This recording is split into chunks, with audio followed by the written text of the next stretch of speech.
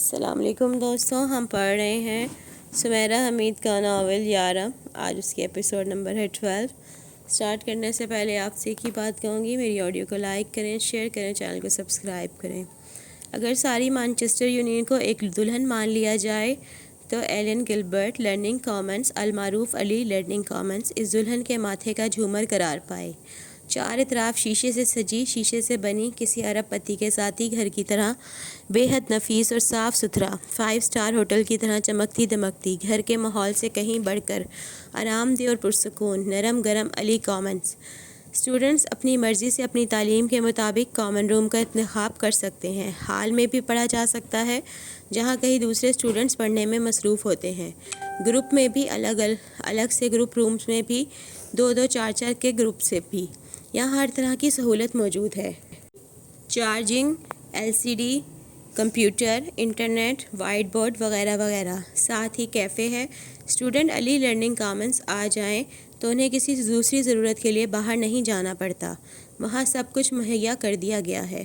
تمہیں میری مدد کی ضرورت ہے؟ آلیان ہاتھ میں 2 عدد کافی مگ لیے اس کے سامنے بیٹھ چکا تھا۔ وہ اوپن ہال میں اکیلی بیٹھی پڑھ رہی تھی۔ اسے ضرورت پڑتی تو وہ اپنی کسی کلاس فیلو سے مدد لینے چلی جاتی تھی۔ تم بزنس کے اسٹوڈنٹ ہو اور میں انگلش لٹریچر کی، تم میری مدد کیسے کر سکتے ہو؟ جی، ایگزامس کے دنوں میں اسٹوڈنٹس چڑچڑے بھی ہو جاتے ہیں، جانتا ہوں، لیکن تمہارے سبجیکٹ میں ایک اسکول کا بچہ بھی تمہاری مدد کر سکتا ہے۔ آلیان جیسے اسٹوڈنٹس کا مزہ البتہ عروج پر ہوتا ہے۔ تو وہ بچے اسکول کیوں جا رہے ہیں؟ یہاں آ کر ماسٹرز کیوں نہیں کر لیتے؟ امرہ کا مزہ بھی مات نہیں کھاتا۔ آلیان نے کہکے کو بلند ہونے سے روکا۔ کیا جواب دیا تھا امرہ نے؟ ان سب باتوں سے تمہارا کیا مطلب ہے؟ امرہ نے ہونٹ سکیڑے۔ اسے آلیان کا کہکا برا لگا تھا نا؟ سیدھا اور صاف مطلب ہے، یہ بہت آسان سبجیکٹ ہے۔ تم میرا مذاق اڑا رہے ہو؟ مزاج بگڑنے لگا تھا۔ امرہ کو نیند کی ضرورت تھی، تمہیں بتا رہا ہوں۔ آلیان بھرپور نیند لے کر آیا تھا، جم کر بیٹھ گیا۔ تم طنز کر رہے ہو؟ حقیقت کو تمہاری زبان میں طنز کہا جاتا ہے۔ اس نے ذرا آگے ہو کر اس کے سامنے رکھی کتاب کو اپنے ہاتھ میں لینا چاہا تو امرہ نے فوراً کتاب کو چپٹ لیا۔ اف، اتنی بدتمیزی! اس نے ایسے طنز کیا جیسے اس نے برا مان لیا ہے۔ پھر بھی وہ مزید پھیل کر صوفے پر بیٹھ گیا۔ کافی پی لو، ٹھنڈی ہو جائے گی۔ ہنسی دبانے کے لیے اس نے ہونٹ کا کونا دانتوں میں لیا۔ کس نے کہا تھا میرے لیے کافی لانے کو؟ اسٹوڈنٹس کے پیچھے بھاگ بھاگ کر ٹویٹ لینے والی یہ کہہ رہی تھی۔ ٹھیک ہے، آخرکار ہر انسان بدل ہی جاتا ہے۔ امرہ کو یہ بات بری لگی تھی کہ اس نے اس کے مضمون کو لے کر ایسے کہا۔ دنیا میں ہر انسان نیوٹن، اسٹیفن ہاکنگ اور عبدالسلام نہیں بن سکتا۔ ذہانت کا معیار مشکل مضمون پڑھنا ہی نہیں۔ اگر ہر لڑکی مادام کیوری جیسی نہیں بنتی تو اس کا مطلب یہ نہیں کہ وہ کن ذہن ہے یا صفر ہے۔ وہ لا پڑھ کر مارگریٹ تھیچر آئرن لیڈی بن سکتی ہے، MA اردو کر کے بانو قدسیہ بن سکتی ہے۔ معمولی سمجھے جانے والے مضامین کو پڑھ کر بھی وہ کیا نہیں کر سکتی؟ مجھے الہام ہوا تھا۔ وہ اس کے دبے دبے وسیلے انداز کو جیسے چپکے چپکے دیکھنے لگا۔ باہر برف باری شروع ہو چکی تھی۔ دونوں قدِ آدم شیشے کی کھڑکی کے پاس بیٹھے تھے۔ برف باری ہو رہی ہے امرہ، دیکھو۔ اس کا مقصد صرف اس کا غصہ کم کرنا تھا، لیکن اگلی بات کر کے اس نے غلطی کی۔ تم تو شاید پہلی بار دیکھ رہی ہوگی۔ اس نے کھڑکی سے باہر آسمان سے اترتے سفید جگنوں کی طرف اشارہ کرتے ہوئے پوچھا۔ امرہ کا غصہ یکدم بڑھ گیا۔ کیوں؟ میں کیوں پہلی بار دیکھ رہی ہوں گی؟ کیونکہ لاہور میں برف باری نہیں ہوتی نا۔ اس نے سچ بولا، غلط کیا۔ ہر جگہ سچ کا خیر مقدم نہیں کیا جاتا۔ کیوں نہیں ہوتی؟ ہمارے پاکستان میں سب ہے۔ سب؟ اس نے ایسے شانے لہرائے جیسے کہتی ہو یو انگریز اور شرپ۔ برف باری بھی؟ وہ تھوڑی کھجانے لگا، پھر اس نے ہاتھ تھوڑی تلے ہی ٹکا لیا۔ کرسمس نائٹ پر لارڈ میئر اپنی پسندیدہ فلم دیکھتے ہوئے، اپنے کہکے کا گلا دباتے ہوئے۔ یونیورسٹی کی یادداشتیں .com۔ ہاں بالکل، شان سے اترا کر کہا سندری امرہ مزے سے سچ کا گلا دباتے ہوئے، لارڈ میئر کو کم عقل سمجھتے ہوئے، دیسی انداز میں لمبی لمبی چھوڑتے ہوئے۔ ایک جھوٹ 100 کہانیاں .com۔ لاہور میں برف باری ہوتی ہے امرہ؟ اچھا، کب کب؟ لارڈ میئر معصوم سا بچہ بنتے ہوئے۔ جب یہاں ہوتی ہے۔ امرہ کے انداز کی نظر اتاری جانی چاہیے تھی۔ اچھا، اور کیا کیا ہوتا ہے لاہور میں؟ لارڈ میئر نے ریموٹ پھینک دیا۔ انہیں صرف یہی فلم دیکھنی ہے، بس۔ سب جو یہاں نہیں ہے، جو یہاں بھی نہیں ہے، سب ہے وہاں۔ جی ہاں، پھول پودے، اسکول، کالج، یونیورسٹیاں، عجائب گھر، بڑے بڑے بازار، shopping centres, hotels, super general stores, train, motorway, بڑی بڑی سڑکیں، سب ہے ہمارے پاس۔ تم نے کیا سمجھ رکھا ہے ہمیں؟ ہاں، وہ اتنی دلچسپی اور محویت سے اسے دیکھ رہا تھا جیسے چھوٹے بڑے سب ٹام اینڈ جیری دیکھتے ہیں۔ اس کے مدلل انداز، تم نے کیا سمجھ رکھا ہے ہمیں سے، وہ چونکا، کیونکہ اس کا یہ انداز کچھ ایسا تھا جیسے عدالت میں جج کا ہوتا ہے۔ بتاؤ جوزف، تم نے قتل کیوں کیا؟ جواب دو، ٹھہرو، سزا کے لیے تیار ہو جاؤ۔ الیکٹرک چیئر تمہارا مقدر ہے؟ ہاں، تمہارا مقدر۔ لاہور میں سب نہیں ہے امرا، سب کچھ تو مانچسٹر میں ہے۔ مسکراہٹوں میں سب سے پیاری مسکراہٹ سجا کر آلیان نے کہا۔ ہاں، تم تو یہی کہو گے، سندری امرا نے بروں میں سے سب سے بری طرح منہ بنا کر کہا۔ میں ہی تو یہ کہوں گا، لاہور خالی ہو چکا ہے، اس کے پاس سب نہیں ہے۔ تم تو یہاں بیٹھی ہو، اس کے پاس سب کیسے ہو سکتا ہے؟ اس کا سب تو اب مانچسٹر میں آ چکا ہے۔ کھڑکی کے باہر گرتے برف کے گالوں نے اتنی پیاری بات پر تالیاں بجائیں، وہ سفید سے نیلے، پیلے، ہرے ہو گئے اور امرا خاموش ہو گئی اور کتاب پڑھنے کی کوشش کرنے لگی۔ ویسے یہ دیکھو، اس نے اپنا موبائل امرا کے آگے کیا جہاں لاہور کے موسم کی 60 سالہ تاریخ موجود تھی۔ لاہور میں برف باری نہیں ہوتی، کہہ کر اس نے بلند کہکا لگایا۔ اس بار اس نے آواز دھیمی رکھنے کی کوئی کوشش نہیں کی تھی۔ ادھر ادھر بیٹھے اسٹوڈنٹس نے اس کی طرف دیکھا۔ کتنے دباؤ میں بھی کون ایسے دل سے ہنس رہا ہے؟ آلیان اور کون ہوتی ہے؟ وہ اپنی بات پر قائم رہی۔ سندری امرا، لاہور کی پتنگیں اور گپیوں کی نہ ختم ہونے والی ڈوریں، لاہور کی تاریخ کے ابواب، رنگیلے لوگوں سے اکتساب۔ آلیان نے کسی قدر حیرت سے اسے دیکھا اور یہ سب، اس نے موبائل پر نظر آنے والے کالم کی طرف اشارہ کیا جو لاہور کے موسم کے بارے میں تھا۔ یہ غلط ہے، کسی جھوٹے انسان نے لکھا ہے۔ اس بار امرا نے شانے اور گردن ایک ساتھ اچکائے اور اتنے یقین اور سنجیدگی سے کہا کہ آلیان کا جی چاہا کہ کہہ دے کہ ہاں، ساری دنیا جھوٹی ہے، غلط ہے، صرف تم سچی ہو، مجھے صرف تمہاری بات پر یقین ہے۔ لیڈی مہر کی طرح تھوڑی تلے ہاتھ رکھے وہ اپنی ممکنہ مسکراہٹ دبائے اسے دیکھتا رہا۔ دونوں کے درمیان کچھ دیر خاموشی رہی۔ سندری امرا ایسے ہی جھوٹ بولتی جائیں اور لارڈ میئر ایسے ہی سنتے جائیں۔ وہاں کچھ ایسا ماحول تھا، علی لرننگ کے اوپن ہال میں کھڑکی کے پاس، برف باری کو پس منظر میں رکھتے۔ اگر میں لاہور جا کر رہوں اور برف باری نہ ہو تو تم مجھے کہو گی کہ اس سال ہی نہیں ہوئی۔ اگر میں اگلے سال تک کے لیے لاہور میں رک جاؤں تو تم کہو گی کہ موسم میں خطرناک حد تک تبدیلی آ چکی ہے۔ اور اگر میں آس پاس کے لوگوں سے تصدیق کے لیے پوچھنا شروع کر دوں تو تم کہو گی کہ سب جھوٹ بول رہے ہیں، تمہاری بے عزتی کروانا چاہتے ہیں۔ آنکھ کی کمان کے کنارے کو شرارت سے رگڑ کر اس نے کہا۔ تو تم کیا ثابت کرنا چاہتے ہو کہ سب کچھ تمہارے پاس ہی ہے؟ وہ ہنسا۔ تم 2 شہروں کے سرسری جائزے میں بھی حاسد ہو امرا۔ میں نے یہ کب کہا کہ ہمارے پاس سب کچھ ہے؟ میں نے صرف اتنا کہا کہ کیا تم پہلی بار برف باری دیکھ رہی ہو؟ بس تم برا مان گئی، میں بہت بار دیکھ چکی ہوں۔ بس امرا باز آنے والی نہیں تھی۔ ٹھیک ہے، پر کہاں؟ فلموں میں، ٹی وی پر، میگزینز میں، اس نے روانی سے کہا۔ آلیان نے سر کو اٹھایا، علی لینڈنگ کی چھت کو دیکھا اور اتنی زور سے کہکا لگایا کہ حال میں موجود ذرا زیادہ فاصلے پر موجود اسٹوڈنٹس بھی سر گھما کر اسے دیکھنے لگے اور قریب کی نشستوں پر ذرا دیر کو اونگھنے والے اسٹوڈنٹس ڈر کر جھرجھری بھر کر چونک کر آس پاس دیکھنے لگے کہ کیا ہوا ہے آخر بھائی، کیا ہو گیا؟ آلیان، ڈر کر اٹھ جانے والی میگن نے اسے گھورا۔ آلیان نے اپنے منہ پر ہاتھ رکھ لیا، سختی سے اپنے منہ کو بھینچ لیا، جبکہ امرا خاموشی سے کتاب پڑھنے لگی کہ وہ چلا جائے، لیکن اپنی ہنسی قابو کرنے کے بعد وہ اس کی کتاب لے کر بیٹھ گیا اور اسے سرسری دیکھنے لگا۔ وہ کتاب کا ایک صفحہ پلٹتا اور اس کی طرف دیکھتا، پھر جلدی سے صفحہ الٹ دیتا اور اسے دیکھتا۔ وہ غیر ارادی طور پر اس کے مزاج کو بگاڑ چکا تھا۔ تمہاری آنکھیں، اس نے بات ایسے شروع کرنی چاہی۔ میری آنکھیں کیا؟ امرا کو یقین تھا وہ اس کی آنکھوں کو نشانہ بنائے گا۔ سیاہ گہری، مجھے بھوری آنکھیں پسند نہیں، اس نے جلدی سے ٹوک دیا۔ میں نے تم سے اپنی آنکھوں کے بارے میں تو نہیں پوچھا، تم میری آنکھوں کو برا کہتے، میں نے پہلے ہی کہہ دیا۔ کیا حکمت عملی اپنائی تھی امرا نے! واہ، میں نے تمہیں برا کب کہا؟ کہہ سکتے تھے، امکانات تھے۔ کافی ذہین تھی امرا ویسے، بادام کھاتی رہی تھی نا؟ جب کہا ہی نہیں تو کہہ دیتے تو۔ میں تو بس اتنا کہنے لگا تھا کہ تمہاری آنکھیں بہت گہری ہیں۔ جب تمہیں پہلی بار روتے ہوئے دیکھا تو مجھے معلوم ہوا کہ یہ تو بہت آنسو بہا چکی ہیں، بہت روتی رہی ہیں۔ نوٹس لکھتے امرا کے ہاتھ رک گئے۔ وہ ٹھیک کہہ رہا تھا۔ اسے اس سے خوف محسوس ہوا۔ وہ اس کے بارے میں اور کس کس بات کا ٹھیک ایسے اندازہ لگا چکا تھا، کیا اس کی نحوست کا بھی، کیا اس کا بھی کہ لاہور میں وہ کتنی غیر آرام دہ رہی ہے، گھر کا خاندان کا حصہ ہو کر بھی حصہ نہیں سمجھی گئی، اس پر کیسے کیسے طنز کیے جاتے رہے، کیسے کیسے مذاق اڑایا جاتا رہا۔ وہ امرہ جو رات کے اس وقت 12 بجے کے قریب اعتماد سے علی لرننگ کامن میں بیٹھی پڑھ رہی ہے، دادا کے کمرے میں خوف سے چھپ جایا کرتی تھی کہ گھر میں آنے والے مہمان اسے دیکھ نہ لیں۔ اگر وہ کسی تقریب میں چلی ہی جاتی تو کوئی ایسی جگہ تلاش کرتی جہاں کوئی اسے دیکھ نہ سکے۔ وہ اپنے ہم عمروں کی باتیں کرتے، کہکے لگاتے، اچھل کود کرتے دیکھتی، لیکن اپنی جگہ سے ہلتی نہ، ان کے پاس جانے کی ہمت نہ کر پاتی۔ کیوں روتی رہی ہو تم؟ میں کبھی نہیں روئی۔ کس قدر خوفناک سوال پوچھ لیا تھا آلیان نے، وہ اس سوال کا جواب کبھی نہیں دے گی۔ یہ جھوٹ ہے، اس نے سنجیدگی سے کہا۔ میں کبھی نہیں روئی کہا نا، جو کبھی نہیں روتا وہ انسان نہیں ہوتا۔ تم انسان نہیں ہو کیا؟ تم بھی تو انسان ہو نا، تو تم روتے ہو؟ ہاں رویا ہوں، بہت رویا ہوں۔ خاموشی کے بوجھل وقفے کے بعد وہ بولا۔ وہ پہلی بار اتنا اداس نظر آیا۔ کیوں؟ امرہ کو جیسے یقین نہیں آیا کہ وہ روتا رہا ہوگا۔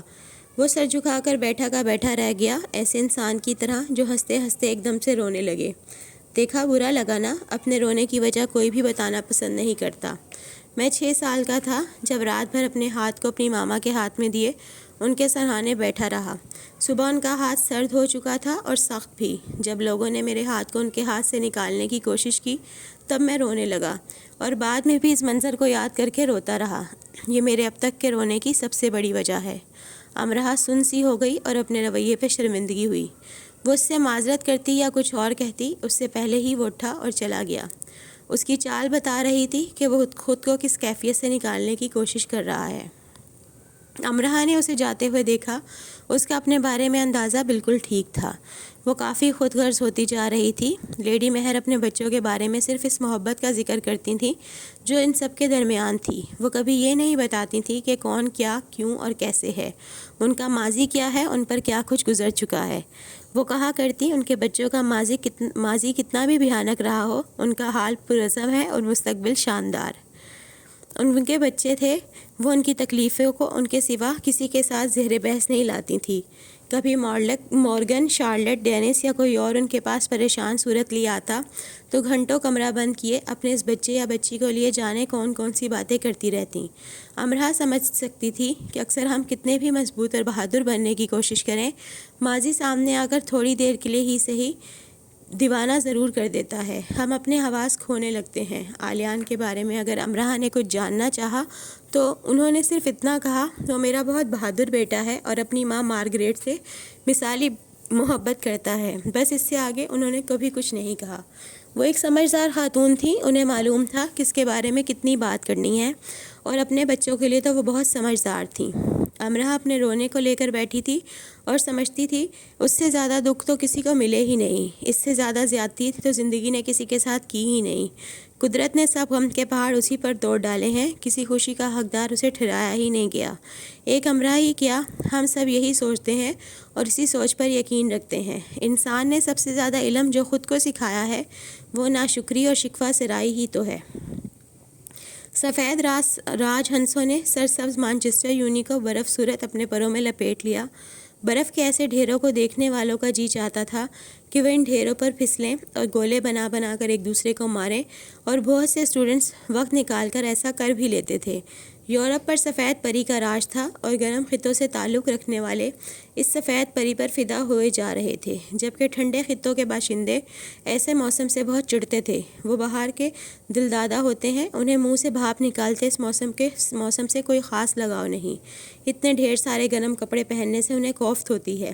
پاکستانیوں کی تو خیر جان ہوتی ہے سردیوں میں، اور وہ سردیوں کے مختصر دورانیے کو ایسے مناتے ہیں جیسے مغربی کرسمس کی چھٹیوں کو۔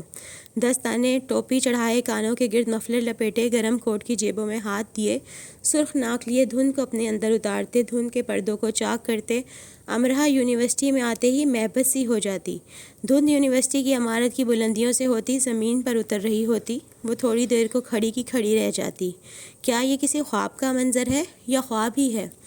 اسٹوڈنٹس تیزی سے آ جا رہے ہوتے، نیلے، پیلے، سرمئی، کالے، سفید کوٹوں والے، ٹوپیوں والے، منہ سے بھاپ نکالتے، ہاتھوں کو رگڑتے، جیبوں میں ہاتھ دیے۔ کتنے پیارے منظر تھے۔ ٹھنڈ تھی، برف تھی، دھند تھی اور آزادی تھی۔ دوست تھے، ہلا گلا تھا اور کوئی دکھ نہ تھا۔ 2 دن بعد امرہ تھوڑا سا وقت نکال سکی عالیان کے پاس جانے کے لیے. علی لرننگ کامن کے گروپ اسٹڈی روم کے شیشے کے دروازے کے باہر وہ اسے نظر آ گیا. کم سے کم 11 اسٹوڈنٹس اور بیٹھے تھے اور وہ وائٹ بورڈ کے پاس کھڑا لیکچر دے رہا تھا. امرہ نے اس کے لیے کافی لی تھی. اب اتنے اسٹوڈنٹس میں وہ ایک مگ کافی تو نہیں دے سکتی تھی، اس لیے پلٹ آئی. وہ ابھی سیڑھیوں کی طرف بڑھی رہی تھی کہ عالیان تقریباً اس کے پیچھے بھاگتا ہوا آیا. یہ میرے لیے لائی ہو؟ اس نے مگ پکڑ کر گھونٹ بھرا. ہاں، وہ مگ ہاتھ میں لے چکا تھا، کافی پی رہا تھا اور پوچھ رہا تھا. امرہ نے اسے داد دی. مفت؟ وہ سیڑھیاں اترنے لگا، اس کے حال کی طرف بڑھنے لگا. ظاہر ہے مفت. یہ ٹویٹ نہیں ہے. اوہ شکر کہ یہ ٹویٹ نہیں ہے. ویسے ہی میرے سر پر 10-12 ٹویٹس ہیں. 4 تو کارل کی ہیں اور وہ میری جان کو آیا ہے. تمہیں کیسے پتہ چلا کہ میں آئی ہوں؟ 2 دن سے انتظار کر رہا تھا تمہارا. چلتے چلتے اس نے گردن موڑ کر کہا. پر میں نے کب کہا تھا کہ میں آؤں گی؟ تم نے کہا نہیں، پر میں نے سن لیا.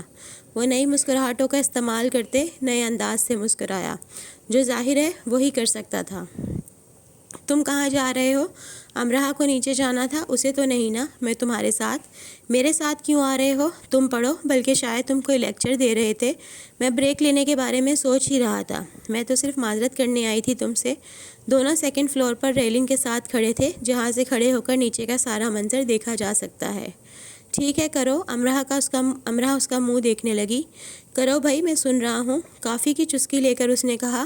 معذرت کرنے آئی تھی. جب یہ کہہ دیا تو مطلب معذرت کر لی. اور کیا؟ اچھا، اب آگے کیا؟ امرہ کو پھر سے غصہ آنے لگا. تم اتنے پیارے سے سرد مانچسٹر میں رہ کر اتنی جلدی گرم کیوں ہو جاتی ہو؟ عالیان مسکرایا. یعنی امرہ سے ناراض ہونا وہ جانتا ہی نہیں تھا. اس کے غصے کو وہ پھول کی پتی کی مانند چھو کر اپنی ڈائری میں محفوظ کر لیتا تھا. اچھا چلو، ایگزامس کے بعد ملتے ہیں.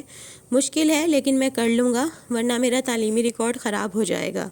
مجھے تمہاری باتیں سمجھ نہیں آتی. مجھے خود بھی میری باتیں سمجھ نہیں آتی. اچھا تم جاؤ.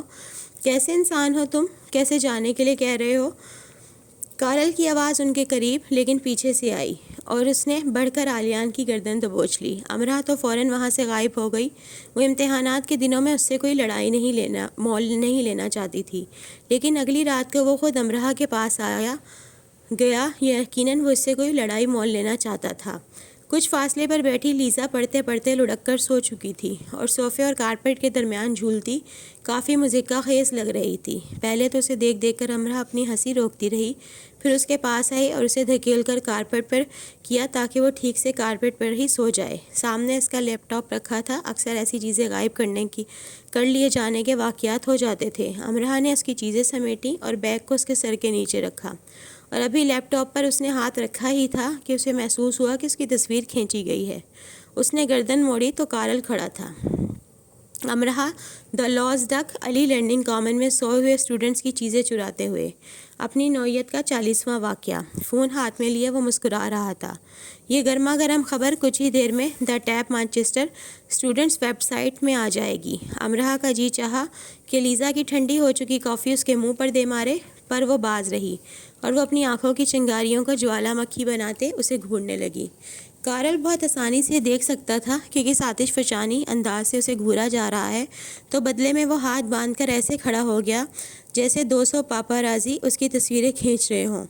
تمہیں غصہ آ رہا ہے؟ ہاں تمہیں تو غصہ آ رہا ہے. وہ مسکرایا. میں عالیان سے کہتی ہوں. امرہ کو آگ ہی لگ گئی.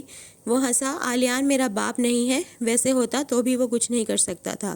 وہ ٹھیک کہہ رہا تھا. یہ دھمکی چلنے والی نہیں تھی کہ میں تمہاری اماں سے، تمہارے ابا سے تمہاری شکایت کروں گی، یا ذرا رکو میں ابھی اپنے بھائی کو لے کر آئی، وہ تمہاری عقل ٹھکانے لگائے گا. اگر وہ سلطان راہی لانے کا ارادہ رکھتی بھی تھی تو وہ دی حق بننے کی قابلیت رکھتا تھا. کچھ ہی دیر میں تم یونی میں مشہور ہو جاؤ گے، پھر ہر کوئی تم سے اپنی چوری شدہ چیزوں کا مطالبہ کرے گا، بھی جن کی کبھی ایک پن بھی چوری نہیں ہوئی ہوگی. تم سوچ سکتی ہو میرا کیا مطلب ہے. اف. وہ پھر مسکرایا. گندا بچہ. امرہ کارل کو وہیں چھوڑ کر ویرا کے پاس بھاگی آئی. وہ اپنی کلاس فیلوز کے ساتھ گروپ اسٹڈی کر رہی تھی. ویرا کو ساری بات بتائی. ویرا ہنسنے لگی. تم فکر نہ کرو، وہ تمہیں ڈرا رہا ہے. ویسے میں دا ٹیپ کے ایڈیٹر کو جانتی ہوں، بات کر لیتی ہوں اس سے. تم فکر نہ کرو. یاد سے کر لینا ورنہ کل تک تو میں چور مشہور ہو چکی ہوں گی. ویرا نے کہکا لگایا، ویسے ایسا کر کے دیکھتے ہیں، تمہیں معلوم تو ہو کہ چور کیسا محسوس کرتے ہیں، مجھے ایسے احساسات معلوم نہیں کرنے، یعنی حد ہے، ایک چور کے احساسات ہی رہ گئے معلوم کرنے کے لیے۔ ویرا ہنسی سے لوٹ پوٹ ہونے لگی، ایسی باتیں کرتی تم بڑی پیاری لگتی ہو، اگر اگلے جنم نام کی کوئی چیز ہے تو مجھے امرہا بننا ہے، ینگ لیڈی آف پاکستان، اور مجھے ویرا، خون خوار لیڈی آف رشیا۔ ویرا نے وہیں کھڑے کھڑے ایڈیٹر سے بات کی۔ کچھ دیر بعد ویرا نے MMS جو ایڈیٹر نے اسے بھیجا تھا امرہا کو دکھایا، وہ امرہا کی تصویر تھی، ہیپناٹائز کر کے اسٹوڈنٹس کی چیزیں چرا لینے والی فریشر امرہا۔ دا لاسٹ ڈک اپنی نوعیت کا 40واں واقعہ۔ یونیورسٹی انتظامیہ سے تحقیقات کی گزارش کی جاتی ہے، وہ تمہیں چور اور جادوگر ثابت کر رہا ہے، تم دیکھتی کل تک تمہارے پاس اسٹوڈنٹس کی لائن لگ جاتی ہیپناٹزم کے لیے۔ امرہا کا منہ بن گیا، وہ کارل کو سنہری القابات سے نوازنے لگی۔ یہاں بڑی مانگ ہے ہیپناٹزم کی، تم تو مزے سے ہزاروں پاؤنڈ کما لیتی، آج کل تو پروفیسرز کو ہیپناٹائز کرنے کے لیے کہا جاتا ہے۔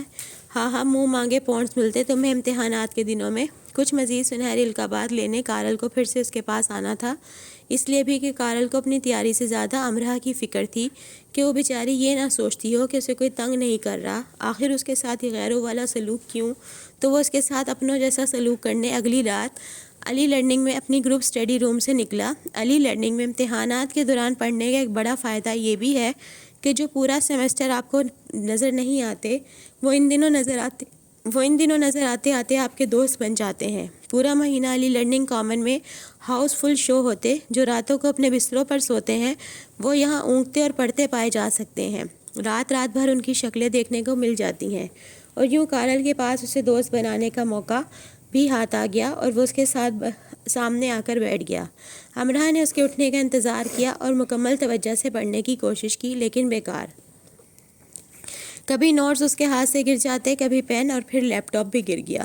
اف، اب وہ اتنا سامان سمیٹ کر دوسری جگہ جائے، اب تو اسے فلور پر ہی بیٹھنا پڑے گا کیونکہ سب جگہیں پر تھیں۔ اسے یقین تھا وہ جہاں بھی جائے گی کارل کے سامنے آ کر ایسے ہی بیٹھ جائے گا۔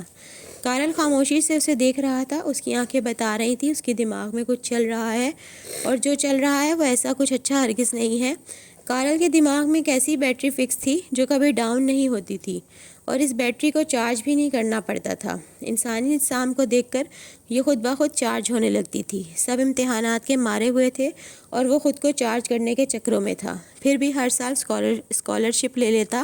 اگر وہ ایسی حرکتیں نہ کرے اور صرف پڑھے تو یقیناً وہ جلد ہی یونی کا ڈین بن جائے۔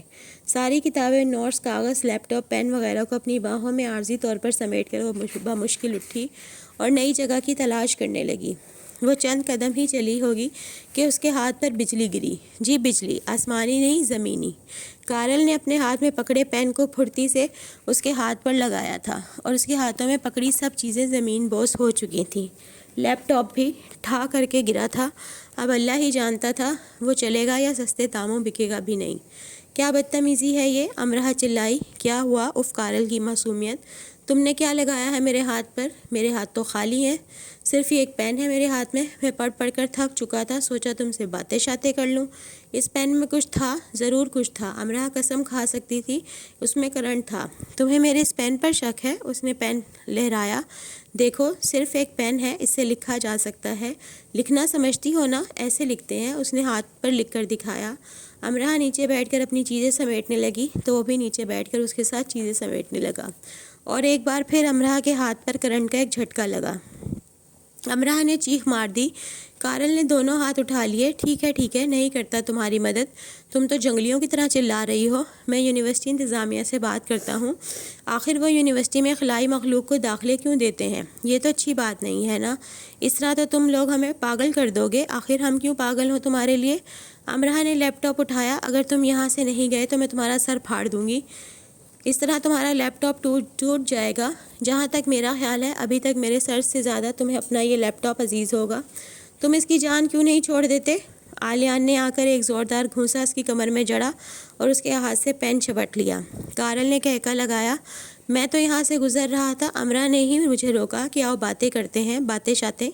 آلیان نے امرہا کی سب چیزیں سمیٹیں اور اس کے ہاتھ میں کارل کا پین دیا۔ اس پین کا استعمال میں تمہیں سکھا دوں گا، اگلی بار یہ تمہارے پاس آئے تو اسی پین سے اسے کرنٹ دینا۔ امرہا نے تبرک کی طرح پین کو قبول کیا اور اپنی کلاس فیلو کی ٹیبل پر چلی گئی۔ کارل کا کہکا اس کے پیچھے گونجتا رہا۔ کارل انسانی حلیے میں غیر انسانی مخلوق. بلا شبہ پین میں ایک ہیوی بیٹری فکس تھی جو پین کے کیپ کو بائیں طرف حرکت دینے پر کام کرتی اور پین کی نب سے ہلکا سا کرنٹ نکلتا جو معمول کے اوقات میں کافی زوردار لگتا. عام استعمال میں وہ پین ایک عام لکھنے والا پین تھا. صرف اس کا مالک ہی اس کا استعمال جانتا تھا اور اس کا مالک کارل تھا. یہ پین کبھی کارل کا ٹریڈ مارک تھا. اب تو کارل کے لیے پرانا ہو چکا تھا لیکن امرہ کے لیے بہرحال نیا ہی تھا اور وہ امرہ کے لیے ہی نکالا گیا تھا. وہ اس پین کا استعمال یونی میں اسٹوڈنٹ سے بھرے corridors, lawn, classes, ground, library, subways, bus, hotel, bars, club, cafe, ہر جگہ کیا کرتا. خریداری کے دوران بھی، سڑک پر چلتے رش والی جگہ پر بھی. اب اگر تصور کیا جائے کہ ایک لڑکا یا لڑکی، پروفیسر یا بیچاری گھریلو سی خاتون کو اچانک چلتے چلتے کمر پر بازو، کلائی یا گردن پر بجلی کا جھٹکا لگتا ہے تو وہ کس رد عمل کا اظہار کریں گے؟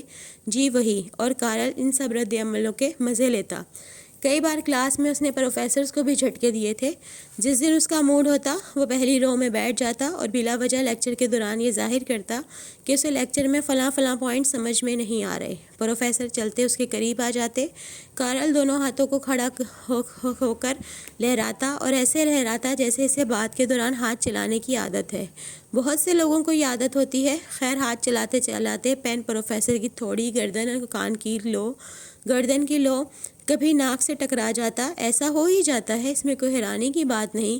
خیر تو بیچارے پروفیسر بھری کلاس میں چلا اٹھتے. ڈر کر حواس باختہ ہو کر ایک دم سے اچھل پڑتے بیچارے پروفیسر صاحبان. کلاس اپنے منہ کے آگے کتابیں کر لیتی، شرمندگی نہیں ہنسی چھپانے کے لیے. یہ تمہارے ہاتھ میں کیا ہے؟ پروفیسر خود کو بحال کرتے ہوئے پوچھتے. انگلیاں ہیں سر، 10 5 اس دائیں ہاتھ میں، 5 اس بائیں ہاتھ میں. ٹھیک ہے یا کم ہے؟ ویسے مجھے یہ بہت زیادہ لگتی ہیں، سوچ رہا ہوں 2 4 کٹوا دوں.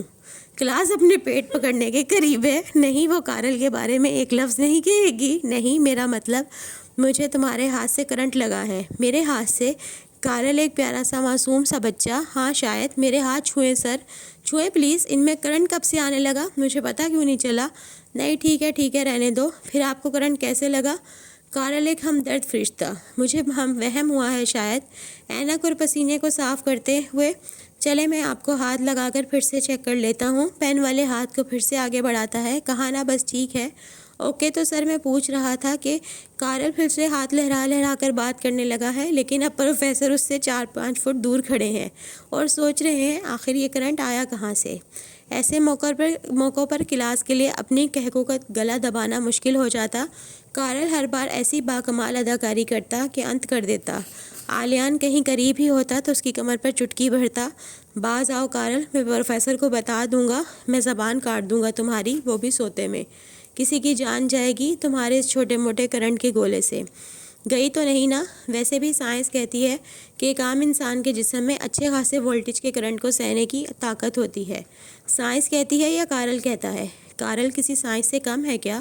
آنکھ مار کر. تو یہ ہے کارل، انسانی حلیے میں غیر انسانی مخلوق. ایسے کہ ویلکم ویک پر اس نے فریشر کا کافی بھرتا بنایا تھا. وہ تو سارا سال ویلکم ویک کا انتظار کرتا تھا. فریشرز میں تو اس کی جان ہوا کرتی تھی. وہ اپنے سارے پرانے اوزار نکال لیا کرتا. اس لیے اکثر سینئرز فریشرز کو گائیڈ کرتے ہوئے کاغذ پر یہ بھی لکھ دیتے، اور کارل سے بچ کر، have a safe welcome week.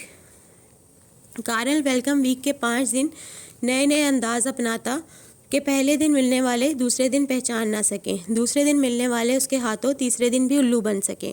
وہ داڑھی اور بال بڑھا لیتا، دوسرے دن کٹوا لیتا، تیسرے دن ہرے رنگ کی وگ، چوتھے دن گنجا، 7 کان، ناک تھوڑی اور بھووں میں بالیاں، 5ویں دن لمبے بال. ہپی کارل یعنی آسک می. جس نے اسٹوڈنٹ کارڈ بنوانے جانا ہے اسے وہ بڑے آرام سے یونی سے باہر کسی بھی دوسری عمارت میں بھیج دیتا. اسٹوڈنٹ کارڈ وہ تو پکارلی روڈ پر واقع آفس سے بنے گا. ہاں صرف آج کے آج ہی، نہیں کل نہیں. کس نے کہا کارڈ یونیورسٹی سے بنتے ہیں؟ کسی نے مذاق کیا ہوگا. میں آسک می کس لیے بنا ہوں؟ آپ کو گائیڈ کرنے کے لیے. تو بس پکاڑ لی چلے جاؤ، بہت رش ہوگا وہاں، آج کارڈ نہ بنا تو اگلے سال ہی یوں نہیں آنا، جلدی جاؤ بس پکڑو۔ اف اس رفتار سے جاؤ گی تو بن چکا کارڈ۔ اس نے بے شمار فریشرز کو پکاڑ لی بھیجے جو بعد ازاں سے ڈھونڈتے پھرے اپنا حساب چکانے کے لیے۔ کئی بیچارے معصوم ایشیائی جو ڈرے ڈرے سے تھے اپنی ماما اور پاپا کے ساتھ یونیورسٹی کے گیٹ تک آئے تھے، ان کو اس نے باتھ روم میں لاک کر دیا۔ جی اس کے پاس اوزار تھے، وہ دروازے کے ہینڈل میں ایک باریک سوراخ اڑس کر اسے جام کر دیتا۔ ہو گیا لاک۔ اب یہ اندر والے کی طاقت پر ہے کہ وہ کس زور سے ہینڈل کے ساتھ زور آزمائی کرتا ہے اور کتنی جلدی باہر نکل آتا ہے۔ ایسے کام وہ بہت احتیاط سے کرتا، اسے بھی یونی میں رہنا تھا۔ چند لڑکیوں کو اس نے سائنس لیب میں بند کر دیا تھا۔ امرہ کی قسمت اچھی تھی کہ ویلکم ویک پر اس کا ٹکراؤ کارل سے نہیں ہوا تھا، ورنہ دائم کے لیکچر کے بعد اس کا پہلا سامنا آسک می بنے کارل کے ساتھ ہو جاتا، اور جو اتنا اچھا تھا کہ ہر ڈپارٹمنٹ تک اسٹوڈنٹس کو خود ہی لے کر جا رہا تھا، تو اس کی تو موت لیب میں ہی واقع ہو جاتی، اور فریشر ویک پر ایک فریشر امرہ لیب سے مردہ نکلتی اور مانچسٹر میں اپنی آمد کے چوتھے دن تابوت میں بند ہو کر پاکستان واپس جاتی۔ اور دادا یہ معلوم نہ کر سکتے کہ پاکستان میں تو اس بیچاری بچی کے پیچھے سب پڑے رہتے تھے، مانچسٹر میں کون اس کے پیچھے پڑ گیا؟ کون کہہ پاتا کہ وہ کارل تھا؟ کارل مانچسٹر یونیورسٹی کے اپنے کام سے کام رکھنے والے اسٹوڈنٹس کے لیے ایک تحفہ عظیم، ہر فریشر پر عذاب عظیم ترین کہ ہر فریشر رو رو کر اپنے گھر والوں کو ہری وگ گنجے سر لمبے بالوں والے آسک می کا قصہ سنا رہا ہوتا۔ فریشر کے آتے ہی یونی میں کارل ہو رہی ہوتی۔ اسٹوڈنٹ یونین کے صدر اور باقی لوگ اسے سنجیدگی سے محتاط رہنے کے لیے کہتے تو وہ بڑی معصومیت سے کہتا، پتہ نہیں آپ لوگ کیا کہہ رہے ہیں، کیا میں نے کسی کی جان لی ہے؟ کیا میں قاتل ہوں؟ یعنی وہ جان لے گا ہی تو چھوٹا موٹا جرم مانا جائے گا، تو وہ کسی ایک آدھ کی جان لے ہی لے، تھوڑی تھوڑی کر کے سب کی تو نہ لینا۔ تو دوستو یہ تھی آج کی ایپیسوڈ، امید کرتی ہوں آپ کو پسند آئی ہوگی۔ اگر آپ کو پسند آئی ہے تو میری آڈیو کو لائک کریں، شیئر کریں اور میرے چینل کو سبسکرائب کریں۔ کل پھر ملیں گے، اللہ حافظ، دعا میں یاد رکھیے گا اور چینل کو سبسکرائب لازمی کریے گا۔